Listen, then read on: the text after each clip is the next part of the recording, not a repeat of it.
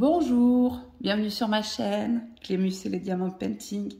On se retrouve aujourd'hui pour une revue de toile. Donc ça y est, j'ai fini ma toile Harry Potter.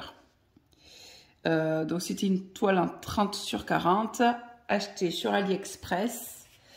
Le vendeur, vous m'excuserez le nom, mais mon prononcé c'est un peu difficile. C'est Bei Feng Chao Yang Store. Vous retrouverez le lien en descriptif. Je l'avais payé 3,97 €, donc c'était des diamants carrés. Il y avait 32 couleurs. Je l'ai acheté le 23 mars et je l'ai reçu le 1er avril, donc ça a été assez rapide. Je l'ai commencé le 13 avril et fini le 25 avril.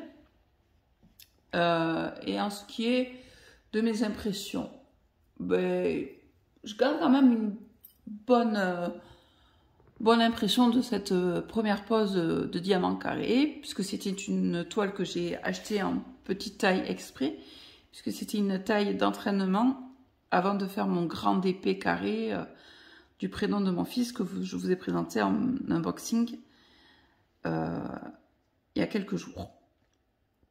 Donc pour un entraînement, je trouvais que c'était... J'ai pris du plaisir à la faire. Ça a été un bon entraînement, ça m'a permis de trouver comment j'aimais le poser, quelle était la meilleure technique pour moi pour le poser. Donc moi j'aime beaucoup le poser à la pince, c'est la technique du damier. Pour moi c'est la plus facile et la plus droite. Bon sinon après, oh, je peux pas dire que je suis déçue puisque c'est une toile d'entraînement. Après oui, je me doutais que le rendu serait très pixelisé, mais bon, je voulais justement une petite toile, c'était pour un entraînement. De toute façon, je comptais pas l'offrir. Elle va finir dans mon livre où je mets mes toiles en 30 par 40. Puis c'est quand même mon entraînement, même si bon, ma pose elle n'est pas exceptionnelle parce que c'était une première fois et qu'il y a aussi les diamants qui sont quand même assez mal taillés, donc il y a pas mal de trous, mais qui finalement se voit que quand on a la tablette ou l'œil dessus. J'ai l'impression que là, de loin, on les voit moins, voire pas du tout pour certains. Alors que quand j'ai le nez dessus avec la tablette, j'ai l'impression qu'ils sont énormes. Même si, bon, à l'œil nu, il y en a encore. Je sais pas là si vous voyez cette zone, il y a pas mal d'écart. Là, vous voyez que j'ai laissé des morceaux de bande, parce que bon, je fais comme ça. Ou sinon, j'aurais pu mettre aussi du washi tape. Mais je vais coller la toile. Et je vais découper les bords avant de la coller dans mon cahier. Je vais récupérer une des tables de matière que je vais mettre dans mon cahier de suivi des projets. Donc là, que j'avais commencé à remplir avec les informations que je vous ai dit tout à l'heure. J'ai repris la photo qu'il y avait sur la feuille de suivi. Et voilà. Et je fais ça pour tous mes projets. Au niveau perles, j'ai eu pas mal de restes. J'ai même eu des sachets entiers. Alors, dans les foncés, le fond, il me reste des 939 et le 310. Il m'en reste énormément.